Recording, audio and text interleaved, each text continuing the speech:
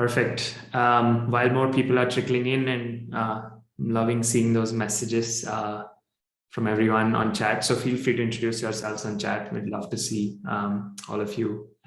But yeah, before we get started, I'm Kalyan, co-founder and CEO of Almabase, and as usual, I'm really excited to have so many of you tune in today. But before we start, some quick housekeeping announcements. In terms of how this virtual panel discussion will work. So as attendees, all of you are muted, videos are off. So if your children are shouting in the background, we can't hear them. Only Jay and I need to be careful. Only the two of us as panelists will be unmuted and can be seen. Feel free to ask questions anytime during the webinar. You don't have to hold the questions till the end. To ask a question, just type it in on the chat section below. You'll see that option at the bottom. And we'll respond to the questions as soon as we're able to during the webinar. And again, we'll record this entire session and we'll send it out to all of you after the webinar. And for those of you that haven't heard of us, Almabase's mission is to make education affordable to everyone by helping schools turn unengaged alumni into supporters for life. And advancement professionals use Almabase to drive up engagement, increase donations, capture updated information about their alumni, etc. And my co-panelist today is my dear friend and longtime supporter, Dr. Jay Dillon. I'm sure most of you know Jay, and he really doesn't need an introduction. But for those of you who haven't heard of him, Jay is currently the executive director of Alumni Relations at University of California, Berkeley. And with over 17 years of experience, he's a skilled alumni strategist with expertise in alumni relations management, fundraising, and donor engagement. Jay was also a founding member of Alumni Identity Fundraising Consultants, a consultancy that helps educational institutions accelerate philanthropy and improve fundraising outcomes. So Jay, thank you for joining us today. It's my pleasure, Kalyan, and I'm looking at the list of attendees here and seeing so many people I want to say hello to, and I'm furiously trying to send messages in chat as well. It's just really nice to be with you all at the beginning of the new calendar year, at the beginning of the year of the tiger, the Lunar New Year, to talk about the thing that I care about most, at least professionally, and that's how we all come together in community to do right by our alumni and to do better this year than we did last year in engaging alumni with the missions of our institutions. And I think that's what you're going to get out of our talk today. Even if you've had a chance to see me or Kalyan speak before, I think this is going to be a different type of conversation. So I won't give it all away, but Kalyan, back to you. Absolutely. And I think it's incredible. I don't know if attendees can see this, but Jay, you and I can certainly see this. There's 130 people live right now. So now I think it's on you and me to do justice to everyone's time. So let's get this going. I'd love to kind of start by reflecting on 2021. And I thought it'll be interesting to kind of start by re-looking at a couple of snippets from our conversation last year. And for those of you that didn't join last year, we had a similar kind of conversation last year, sort of talking about resolutions and predictions for 2021. This was almost a year ago. Wanted to kind of relook at some of those snippets and reflect, right? So let me just play this. If you had to leave the audience with one big recommendation for alumni engagement in 2021, what would that be? Well, I think we've all heard this term that culture eats strategy for breakfast. And I think what 2020 has taught us is that consistency eats content for lunch. And back to my earlier comments, we're all trying to create amazing content. The reality is that engagement comes through consistency and consistently delivering our content where alumni are and where their attention is, because attention is the currency of this digital age. And we need to think about consistency as our primary strategy. If you had to leave the audience. Sorry about that.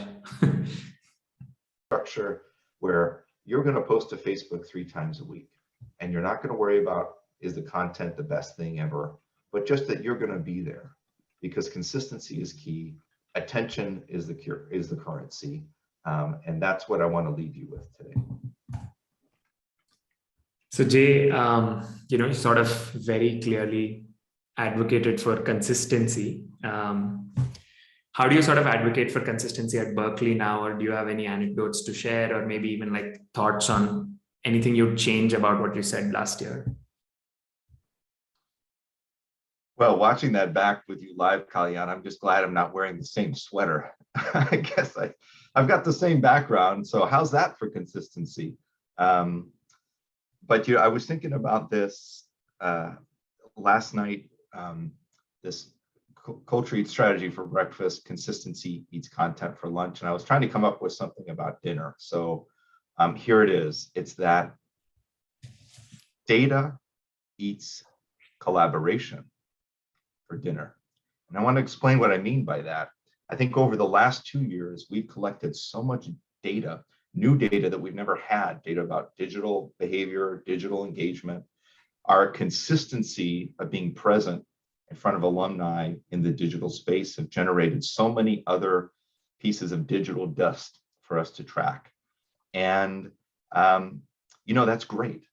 Now, we all talk about collaboration as well. In fact, alumni relations professionals, I think we hold ourselves to a higher standard of collaboration than many of our advancement colleagues because of the nature of the relationship work that we are in. And collaboration can live in a strategic document. It can even live in a budget or reporting line or in an org chart. But what I've learned this past year through a number of projects at Berkeley, and thanks to the mentorship of some really great professionals who I work with here, is that collaboration really lives at that data layer. And we can talk about collaborating with our colleagues who are frontline fundraisers or in stewardship or marketing and communications. But the reality is, if there is not a two-way data exchange between the way we collect information about alumni engagement and the way others use it, if that collaboration doesn't exist at the data layer, then the absence of data is going to eat our best attempts at collaboration for dinner. So that's what I could come up with last night. As many of you know, because there's so many friends on the call, we've got a 4-week-old baby girl at home. And so I really was at 4 a.m. this morning, after I finished Wordle, which I got in 3 tries, I was really thinking about what to say about dinner, and I hope that makes sense. Absolutely. And I think, you and I in so many conversations have spoken about, data and that being a challenge. We'll actually come back to that. I do want to sort of also get your thoughts on this, right? Let me just play this first. I'll tell you right now, as a San Francisco resident, ain't nobody traveling on the bridge anymore. The traffic has reduced significantly in the city. Coca-Cola is not getting the attention that it had. And I think they're making the smart move in recognizing, as fun as it might be to have this iconic sign, that ultimately their clients are elsewhere. And I think that's a lesson for us to take in alumni engagement as well. And just to, I guess, set the context there, we were talking about the story of Coca-Cola pulling down this iconic sign in San Francisco and instead spending that money on digital media platforms, right? And Jay, I know, I haven't been to San Francisco in a while. Have they sort of taken the sign down? Do you think? Sorry, go on. Yeah, the sign is down, Kalyan, but this is the first piece of utter nonsense from predictions last year that we have to admit today. And that's the traffic is back on the bridge. Let me tell you, it's real. It's there, but the Coca-Cola sign is down. And I think our prediction about that as a lead indicator for the ways private sector companies, consumer brands, and how nonprofits and higher education need to think about digital marketing was accurate. Again, that sign was put up when the Oakland Bay Bridge was opened in 1930 something. And they put it there for a reason, because everyone was going to be on this bridge. And over the course of the pandemic, I think we realized that people's attention was elsewhere. And so Coca-Cola went elsewhere. And I want to say that I'm very proud of so many of our colleagues in alumni relations who've taken their traditional programs, their in-person events, and found a way to be present elsewhere in the lives of alumni. So I think that prediction rang true, but the traffic is back. Certainly. And I think the amount of, the way alumni relations teams adapted to this change of sort of suddenly you don't have, events on campus, being able to be present where your alumni are is a significant change in the last year or so. And it's been amazing to see how teams. I'll tell you right now, as a San Francisco. All right. So let's sort of, the couple of snippets out of the way, let's actually now kind of honestly reflect on the 4 key trends that we predicted and sort of how they turned out. Last year, Jay, we spoke about the need for advancement shops to be more alumni-centric, which essentially means thinking about how to be valuable to your alumni constantly, as opposed to only essentially seeking value in return, right? And Jay, I remember you provided a very simple but interesting exercise last year around, how to measure, maybe simply a heuristic around how any institution can think about whether they're being alumni-centric or not. Do you recall that? And do you see a change in the way advancement shops have been approaching their programming this year? I think this is one prediction we made, one recommendation, resolution we made that has really come true. I've seen the term alumni-centric a lot more in virtual conference presentations, in some of the way my colleagues across the Berkeley campus think about their work. So much of what we used to do was challenged by this extraordinary period of time that we've all lived through. But one of the things, again, I think alumni relations professionals were already ahead of the game here. We'd always been thinking about our work in the context of the alumni themselves. Whereas I think some other aspects of advancement work are really institutionally focused. I think those of us who've worked in alumni relations our entire career have always had a sense that our job is to engage alumni and to involve them in the future of the institution.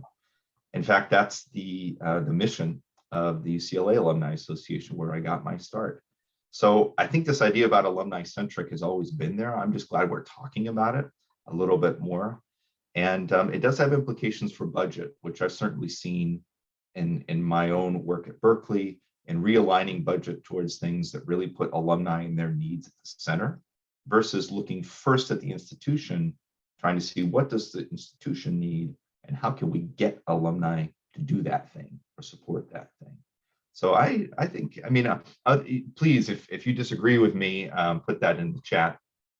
But I've been encouraged. Yeah, and in my work over the last 1 year as well with the institutions that we work with, I've personally seen a change, especially in the way advancement leaders are sort of thinking about, okay, like our job is to make sure we provide value to alumni in today's world. And that's what will reap the returns, in terms of fundraising outcomes eventually, right? We also sort of made this resolution last year that virtual is here to stay. I guess if I were to sort of redo it with the benefit of hindsight, I would probably modify it to say hybrid is here to stay from a programming perspective. And I've seen a lot of institutions create really interesting programs for alumni that never really even existed before, So Jay, what do you think about this? Like, can you share maybe any examples or anecdotes of programs you've seen and really liked last year? I think virtual is here to stay. And if you are looking for an extraordinary example of execution of our virtual alumni engagement or digital alumni engagement program, look no further than the program at Cornell that is led by my good friend and colleague, Ashley Budd, B-U-D-D. I don't see her in the session today, but you should reach out to her, subscribe to her newsletter that she sends out at least once a month. It was just another lovely addition today. Yes, Jennifer, Ashley is the best. And she has accomplished what I was alluding to earlier, which is allowing data to be the source of collaboration across her division at Cornell. So I think virtual is here to stay. Everything from offering people downloadable Zoom backgrounds to hosting conversations with alumni and faculty certainly is here to stay. I'll say one thing that is true for the folks at least the folks on the West Coast, the folks I talk to more often than not. We've seen attrition on virtual registrations decline, whereas early on in the pandemic with our first virtual offerings, we were seeing about a 70% show rate, so much higher than what we would see for a free in-person event. That's at about 50 or 60% for us now. I don't want that to discourage folks away from virtual or to get you thinking that what you're offering isn't as meaningful. I think that's just an indicator that people are digesting virtual content in different ways. This session is a great example. We had 400 registrants for the session. We've got just under half of that here live. I'm certain that those other 200 people registered with every intent of getting the link and email afterwards so they can watch the session on their own time. Yeah, absolutely. And across industries, I think this has become true. I mean, with this new realization of how much we can create and distribute content, effectively virtually. I'm sure virtual is here to stay. This is an interesting one. One of the predictions from last year, we predicted that there'll be less events and the focus will shift to more, I guess, creative programming across multiple channels. What do you think, Jay? Like, if you reflect back, would you say we got this right? I think we did. And, we have to say it in the context of the way different parts of the country, here in the US at least, have addressed the latter year of the pandemic. Some of our colleagues have been back to doing in-person events for a year. Here at UC Berkeley, we had planned several for January, February, and March, and those have all been converted to virtual now again. So maybe we were right about multi-channel marketing being the future. Kalyan, I don't think I was predicting it in terms of flexibility, but I think that's something that we've become very good at. So at least here at Berkeley, and without much effort, we've been able to convert planned in-person events to virtual. We've not gone the other way yet. That'll be interesting to see. But there's so much more for us to do with multi-channel marketing. Again, when you think about the way retail and consumer brands approach data collection and using that data to segment their messages, the reality is that we're still quite far behind there in higher education advancement. Absolutely. And I would probably say, I expected this to change faster than it did in reality. Maybe we weren't entirely right about this. I mean, just based off of whatever I've seen over the last 12 months, events still continue to be a primary focus, especially for smaller advancement shops, which in my opinion have, a larger opportunity to rethink, right? But I think the challenge that I came across most often last year was basically training and upskilling that's necessary, to turn alumni relations professionals from being very good at event organizing to essentially think like community builders and marketeers, right? And I think that's the upskilling and training process that is taking longer than I had anticipated. I think that's fair, Kalyan. I agree with you, and I think you're equally as qualified to answer that question as I might be, as someone who works with a lot of different institutions, a lot of different sizes. I think you're right. It's so easy to go back to in-person events because it's so rewarding. Yeah. We are social beings. It's so rewarding to be in the company of other folks. Yeah. And I guess, this is the last one from 2021. I don't think we got this prediction right. I'm just going to sort of say, nope. There's been a change, but again, not at a pace that we anticipated last year. I mean, again, like what you said, Jay, I'll sort of just echo that. There's so much to gain from being able to measure outcomes of our programs. And yet I keep saying this often, tracking and measuring is the Achilles heel of the alumni engagement industry. Everybody talks about it, everybody wants it, but nobody is doing as good a job as we'd think, we'd want to do. What do you think? Like, what are you doing at Berkeley at this point?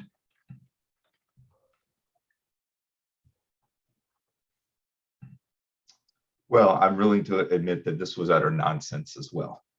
From from last year, I think we were really excited about all this new data we were going to get. You and I were both convinced that we were going to be able to leverage that information to make better business decisions. But even here at Berkeley, our ability to deliver content and consistently has outpaced our ability to collect behavioral data on the way alumni and others interact with that content. And it's a problem. I like what you said about it being the Achilles heel. It really is. You know, no one would ever accuse a fundraising or development shop of having measurement or metrics as an Achilles heel. That's what keeps those engines moving. But here in alumni relations, I think, again, to come back to one of my favorite analogies about our business in general, I think there are folks who think about alumni engagement in terms of engagement for engagement's sake. You know, that it's just the right thing to do. And these are, you know, bring about programs like clubs and chapters and family camps and other stuff that really engage only a small subset of alumni, but they're really feel-good programs and they've been around for a long time. And then I think there are folks in alumni relations land who seek to develop and retool programs based on a measurement that's very clear, whether that's a dollar sign on the horizon or a volunteer metric. But we have just not gotten that nailed down as much as some of our other colleagues in advancement. And I will continue to evangelize for that. I know you will, Kalyan, as well, but it's very hard.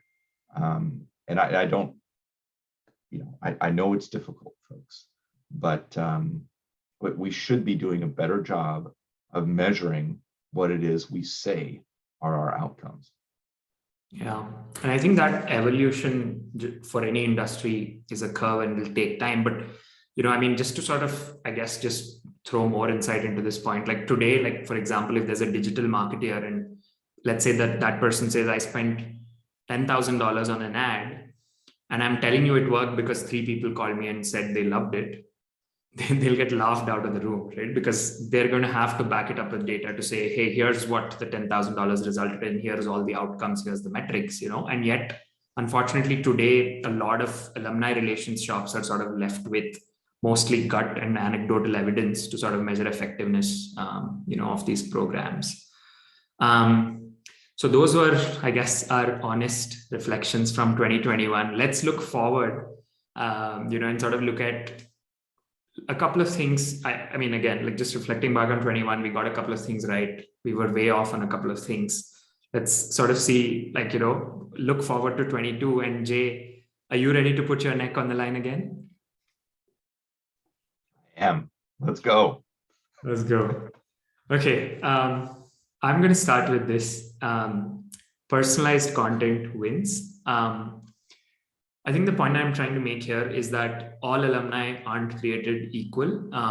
Each of us in our different universities and schools that we represent have tens of thousands of alumni, and different segments of those alumni care about different things. And it's our job to create content that matters to them and personalize it. And I'll share a couple of examples of what I mean by being personalized, right? Like, for example, instead of sending the same mailer appeal to all of your alumni, can you segment it? Can you share personalized videos maybe, right? And another example could be, can you let alumni participate in interest groups or affinity groups and allow them to discuss and generate content, right? And then be able to distribute that personalized, relevant content to alumni based on their interests, right? And the point is this, right? Like, the technology to make this happen exists, and literally every single brand already uses it, right? Like, all of the ads, all of the communication that you get from brands these days is so personalized, right? Starbucks knows across 100 million customers who loves what kind of coffee, right? And so my prediction for 2022 is that alumni shops that create and distribute personalized content will actually generate a lot more engagement from their alumni. And Jay, you made this really important resolution about being persistent with DEI/BJ. Can you expand on that?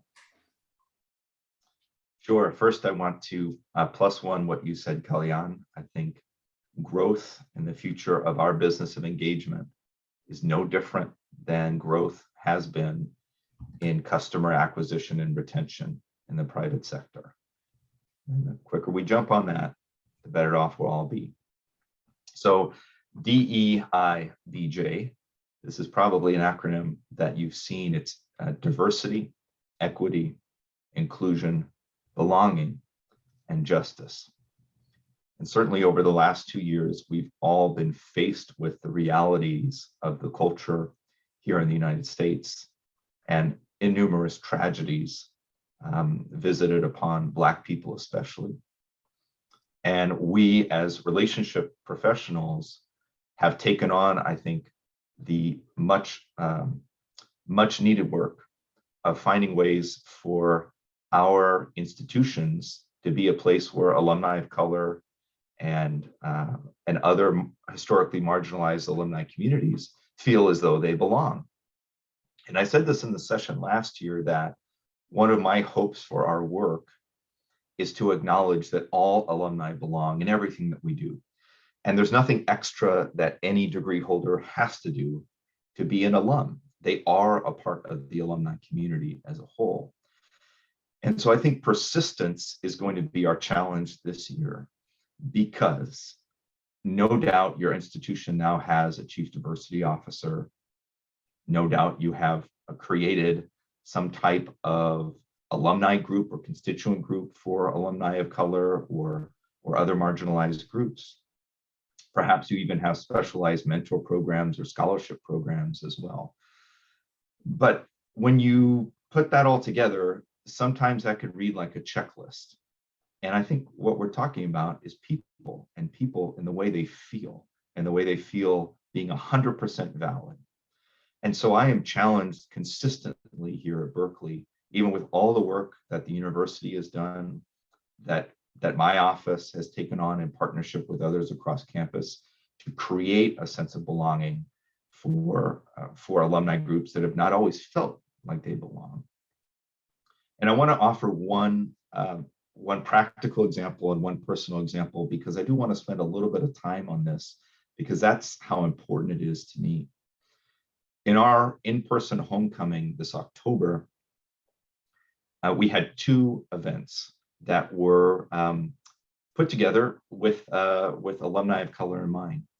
The first was our first ever first generation alumni reunion, which took the form of a set of dedicated tables under a dedicated tent at our homecoming football tailgate. And we had really high hopes for that event. We did a lot of marketing for that event, and very few alumni showed up. And anecdotally, what we heard from people who didn't come, or even those who did, was that it just didn't feel special. It felt like this homecoming event that we've always done, and now we've carved out a little piece for a community that hasn't been thought of very often. Then there was another event the night prior. It was called Black to Cal, and it was put together as a partnership between the Student Black Resource Center, the Black Alumni Association, and it was amazing. It was the best alumni event of the entire weekend. A committee of those constituents put it together. They had cupcakes and drinks and step shows and a DJ. Every Black administrator at Berkeley came out to that event. And as I stood sort of in the wings there, I realized that that is the type of thing that we should be talking about. I recognize that as the space that I occupy, even as an expert or experienced professional, does not mean I can step in and tell Black alumni how best to do an event. So we stepped away from that. We let it be planned the way they wanted to plan it. And what my office did was reserve the space and pay for it. And we didn't ask for our name to be anywhere, a logo to be anywhere.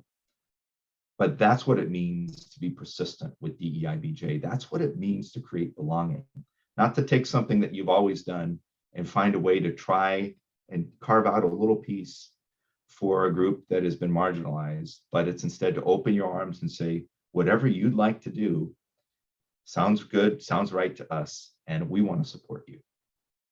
So that event was led by, again, a group of Black alumni, the Black Student Resource Center, a particularly engaged young alum who was the sort of the keynote speaker or MC.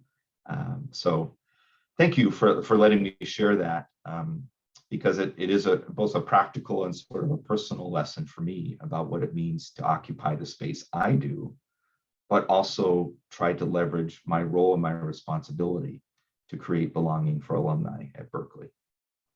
Yeah, thank you for sharing that anecdote. I think it's an incredible example of this movement that I know you've been championing for a long time. So thank you for doing that as well.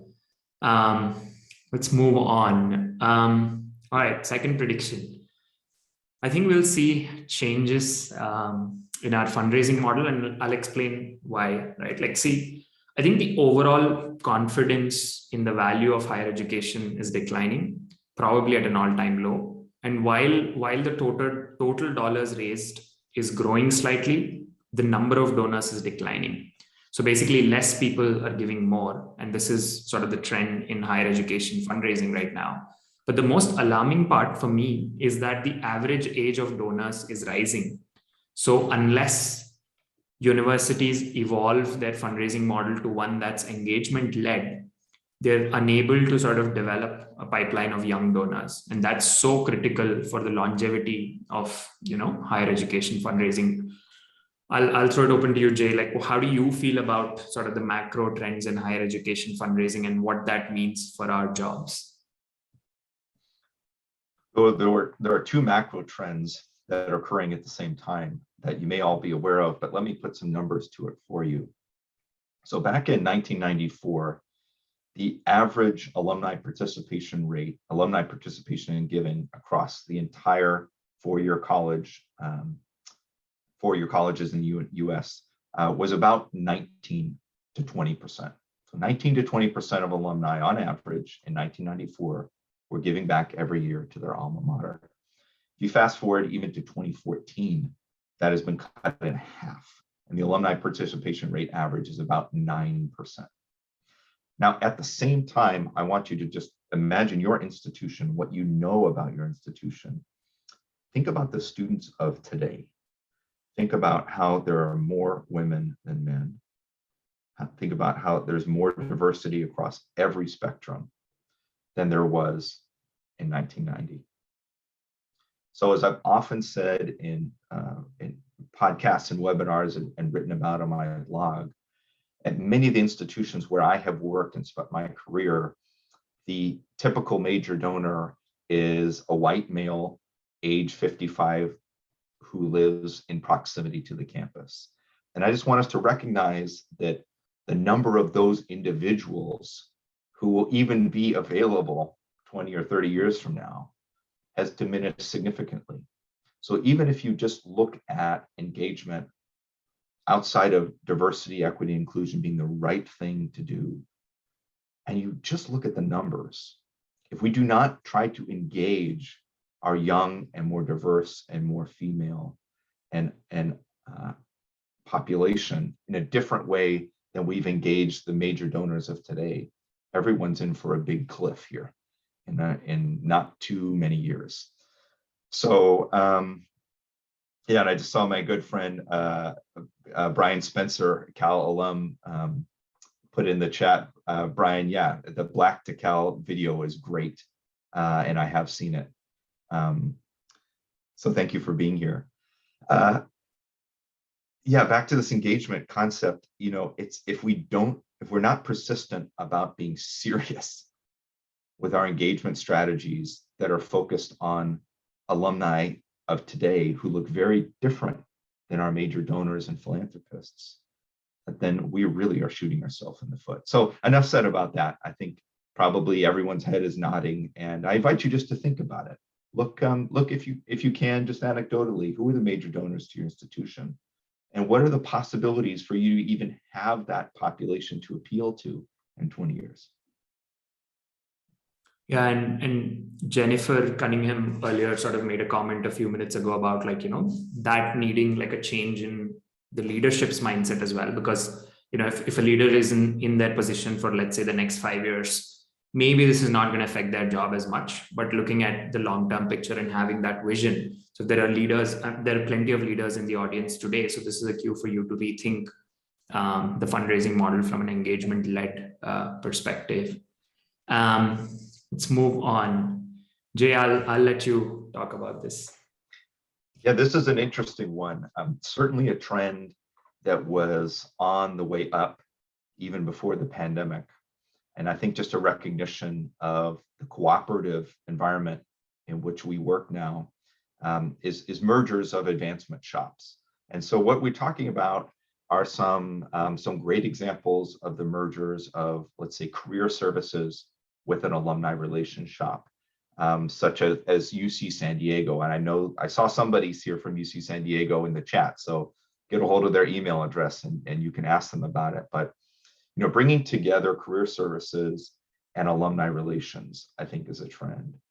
Bringing together independent alumni organizations and university-led offices of alumni relations, and at least integrating their work in a cooperative fashion is an absolute must for the future. There is just no business case for anyone to be working in parallel when facing alumni.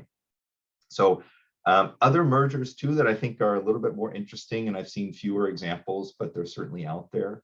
Some interesting mergers of admissions and alumni relations as well. There's kind of 4 groups that I think about.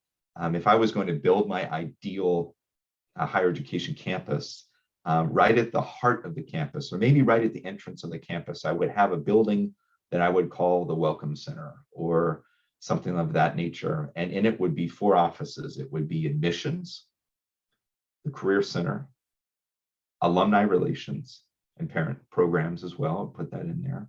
And then fundraising.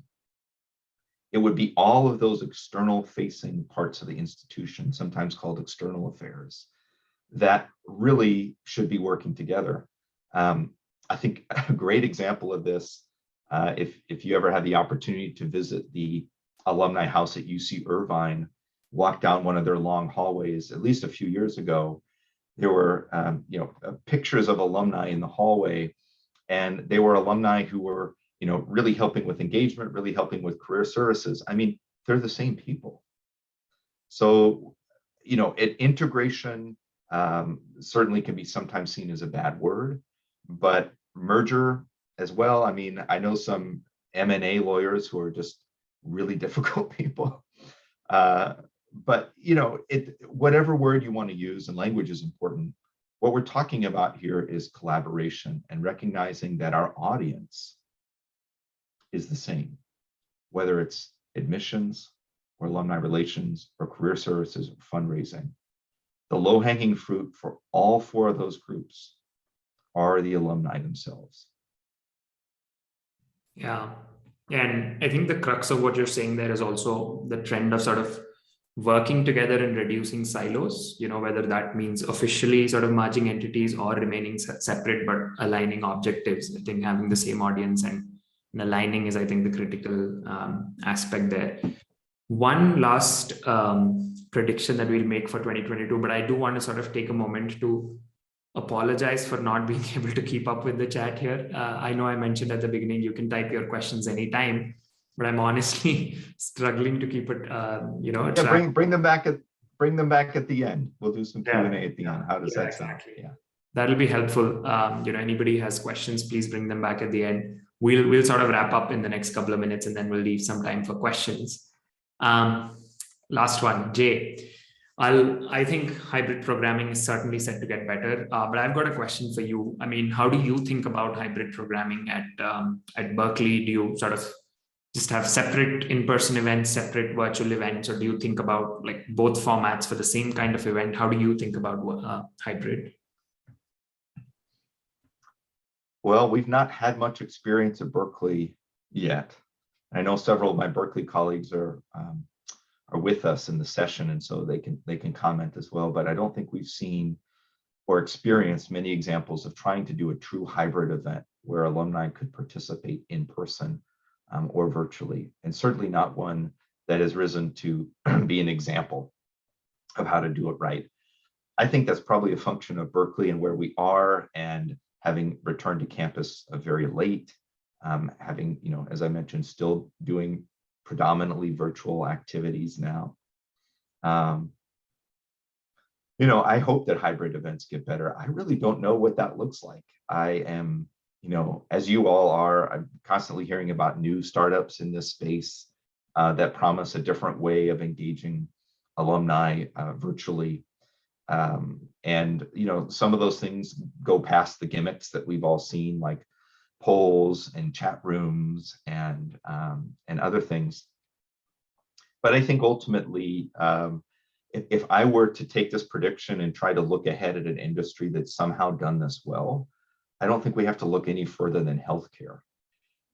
Telemedicine was something for the rural communities of our country 3 years ago. Now telemedicine is how I interact with my doctor, and I'm not going near a hospital anytime soon. I mean, I just have to take a moment and tell you about my wonderful wife, who some of you know, who also works in our business, Rosie, who not only gave us a gorgeous daughter, but we were out of the hospital 20 hours after delivery because we were not about sticking around in that spot, So anyway, just to mention Rosie, she's my partner in so many things. But, that the telehealth thing is real, right? It has transformed healthcare, and in a way that people, at least I, feel still like I'm really well taken care of. So that perhaps is the metric that I would suggest for your hybrid events. As you think about new technologies, trying new things, perhaps the metric is, will your alumni feel as well taken care of in their hybrid experience as they would if they were in the room? I think it's a real challenge. And Kalyan, I think you probably have better insight into the tech part of that than I do. Yeah, and I think, there's no doubt in my mind that, at least from what I've seen last year, a lot of institutions have created very unique and interesting sort of programs. I think the opportunity really is there in this sort of digital first world that we live in, opportunities to create the kind of programs that we've never thought were possible before. For example, you no longer need to think of mentorship program in a traditional way. You could rethink mentorship as maybe an online community building exercise, right? Depending on how you can, again, segment it, create groups of people with similar mindsets and interests, and create amazing sort of outcomes out of that. There's a question that I noticed as I was saying that, someone asking, what about alumni events in the metaverse? So we'll probably, I think that's a good place to kind of stop, and I'm sure we'll come back to that prediction next year, Jay. So I'll just sort of leave this here. You can connect with Jay and I on LinkedIn or email us, and I really hope this session was helpful. I'm also actually starting a poll because I just wanted to kind of understand from the audience here, what else would be useful for us to sort of talk about? What else would you like to hear about? I'd love for you all to sort of participate in that poll. And while that's happening, I'm gonna open up the chat. Jay, any questions that you noticed that you wanna sort of maybe repeat and answer? Okay, so I've messaged a couple of people just to ask you to bring your questions back into the chat, and I can't remember because, again, we're trying to keep up with everything. One thing I do want to do, just to make it easy for everybody, I'm going to put my contact information into the chat and invite you to connect with me. And I really do mean that. I enjoy even the occasional text message about something random. Keeps me going. So, okay, so we've got one. Thank you, Robin, for bringing this in. So what do you do if your institution is not alumni centric? Boy, if you if you think that you're at an institution that isn't alumni centric, the first question for you yourself to ask is, how much effort are you willing to put into changing that on the whole? The best, I've shared this in previous webinars as well, and one of the links I put in the chat is a link to our Alumni Engagement community of practice, where all of our previous webinars from the pandemic are posted there. You can watch them. One of my favorite things to do is just exercise about the unwritten promises on your institution's degree. So you can find that in our most recent webinar there, but just in a nutshell, I would invite you to gather your colleagues together, some who are similarly minded and some who don't think there's any issue, and put a blank piece of paper in front of them, ask them to imagine that it's a degree from the institution where you work, and ask them to take 60 seconds to write down on that piece of paper, what are the unwritten promises that alumni feel have been made to them when they are handed that degree?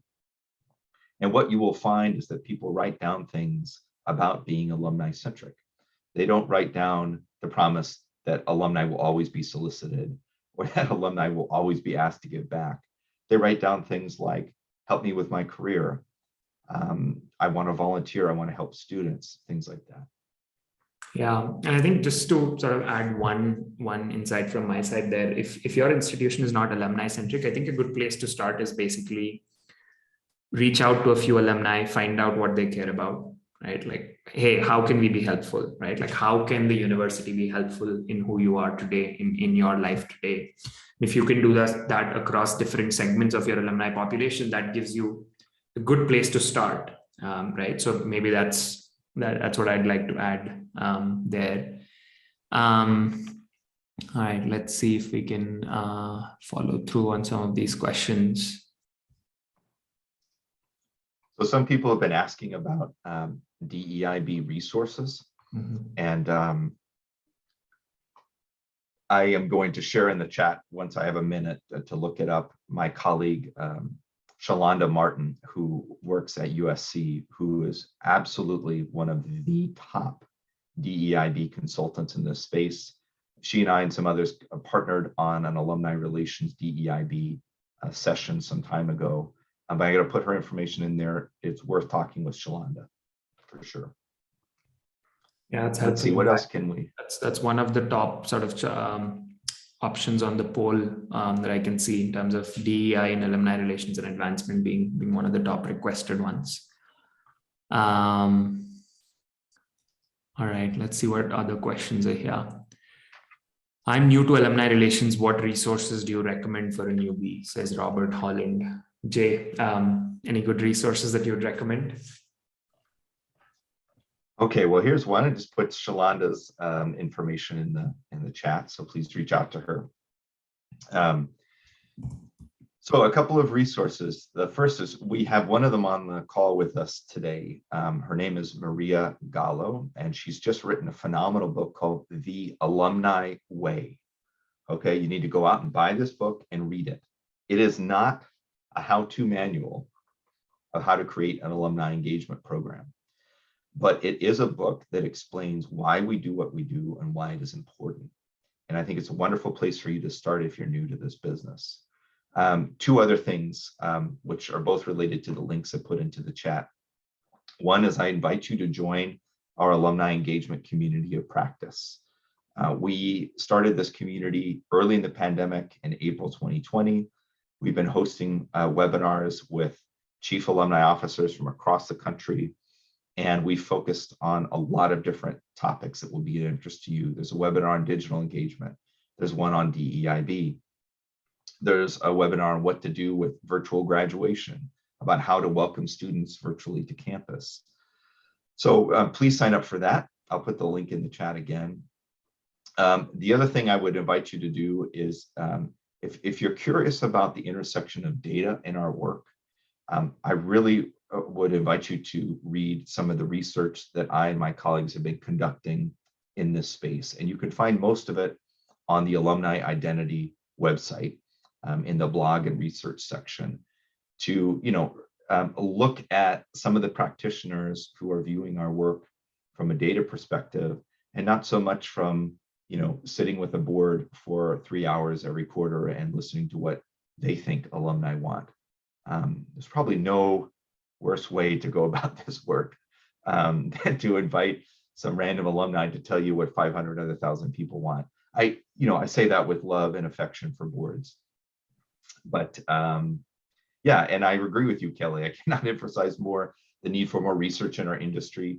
If you are curious and you enjoy reading scholarly type of writing and research into higher education philanthropy, there's really only one journal that I can recommend to you. It's called Philanthropy and Education. Someone else will have to help me put that link in the chat. It's called Philanthropy and Education. It's published by Indiana University Press. The editor, Noah Dresner, is somebody who does phenomenal work, especially around alumni and gender, LGBTQ. So, I mean, read Maria's book.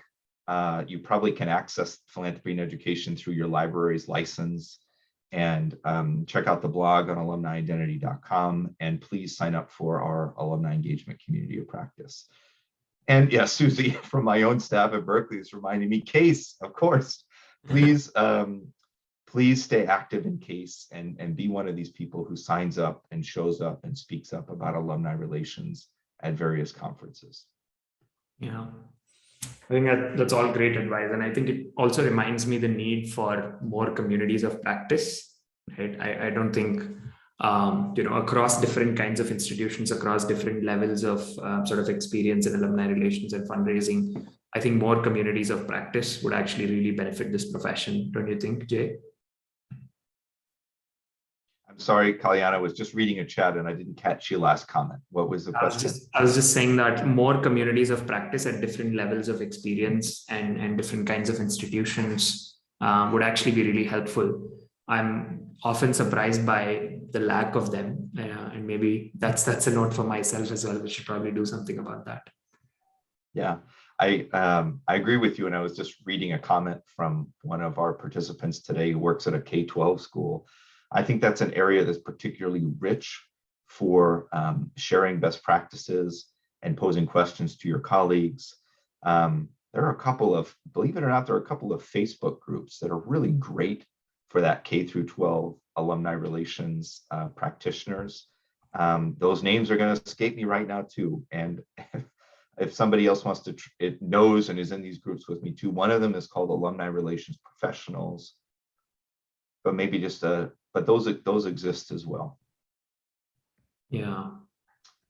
Okay, let's see. Any other point? I'm really interested in pointed questions or insights that others might bring to this conversation that Kalyan and I haven't been able to touch upon. Anything else that folks want to resurface here at the end?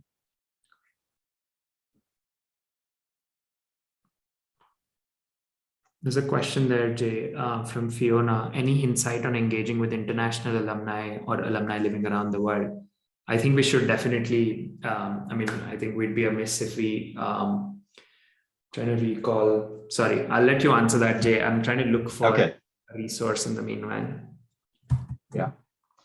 Well, international alumni is a great way to spend some of your time and resources. And in my experience, you get more out of the smallest amount of engagement with an international group that you ever would with your Denver chapter, for example. Again, no shade towards Denver, but I'm just giving an example here. Again, how can we make people feel cared for? So some ideas for international relations that we've had to stand up quickly at Berkeley in the context of the pandemic. We've got great clubs and chapters internationally here at Cal. And one of the things that the clubs and chapters did in 2020 and again in 2021 was open up their own space, a professional space maybe available to one of the volunteers for all of the students who are studying at Berkeley, but still living in Shenzhen, China, for example.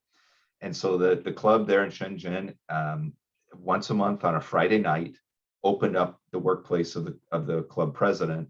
And any student who is, they're taking classes virtually at Berkeley in the middle of the night, they can come do that in community.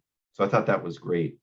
The other thing that we did is we did a lot of virtual yield events and virtual welcome events for international students. And this turned out to be even better than the in-person ones, because in a country as large as India, for example, where we had only ever been able to do one in-person welcome event just because of logistics and cost, instead we were able to invite all of the admitted students, all of the alumni, all of the parents of admitted students, all of the parents of current students to one info session with an admissions counselor, with an alumni panel, with students, to talk about why leaving their home in India and traveling to San Francisco and Berkeley for an education was the best decision they've ever made. So those are just a couple of ideas. Something I want to make sure to mention in the international space is cultural sensitivity, and to not take that for granted. Even with something like Lunar New Year, I think it's tempting to go into your database, find everybody you can who's coded as Asian, and send a Lunar New Year card. But some countries in Asia don't celebrate Lunar New Year, and some countries outside of Asia do. So it's really important to not think about any group, even international alumni, as a homogeneous thing. Yeah, and I think a couple of people that we should recommend here is, one is Gretchen Dobson, obviously, but also Maria, thanks for reminding me that Kevin and you were who I was thinking about. There's a resource that Maria shared on chat here, a chapter that Maria herself and Kevin Fleming wrote, which I think is really, really interesting. So those are a couple of other resources that you should look for. There's also a question, will there be a follow-up to this amazing conversation in the coming months? I guess like the most accurate answer that I have right now is that we'll probably do this at least once a year, Jay, right? So yeah, I think so too. I look forward to, I mean, again, there's so many friends, and I hope, if I haven't gotten around to sending a personal hello over the course of today, of this session, hello, it's great to see you here.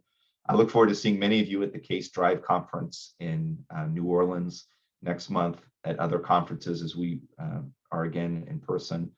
But if your travel in alumni relations land ever brings you to San Francisco or Berkeley, as Kalyan knows, I'll pick you up at the airport. I'll treat you to an interesting dish at one of San Francisco's fabulous restaurants. And if you need it, I'll even let you into my apartment to have a shower after a long flight. Right, Kalyan? absolutely, that was a blessing for me, and on so many trips. So thank you, Jay, for doing everything that you do for the community, for me, and doing this session. So thank you so much, everyone, for joining. I think we should probably call off with that. Sorry if we couldn't get to any of your questions. This was really a lot. I mean, there was close to 200 people at one point. So, sorry that we couldn't sort of get to all the questions. Jay, any closing thoughts before we wrap up? Well, I want to thank you, Kalyan, for your friendship over these years. The opportunity to come together in conversation with you is always going to get me up, even if I was up at 4 a.m. But I also want to extend, again, my wonderful best wishes, New Year wishes. 2022 is going to be a great year for the work that we do. And I look forward to engaging with you all at another time. I'm serious about it. Send me a text, find me on LinkedIn. And again, just a wonderful conversation. Thank you, Kalyan. Thank you, everybody. And have a wonderful rest of the week. Thank you so much. Have a great week, everyone. Take care. Ciao.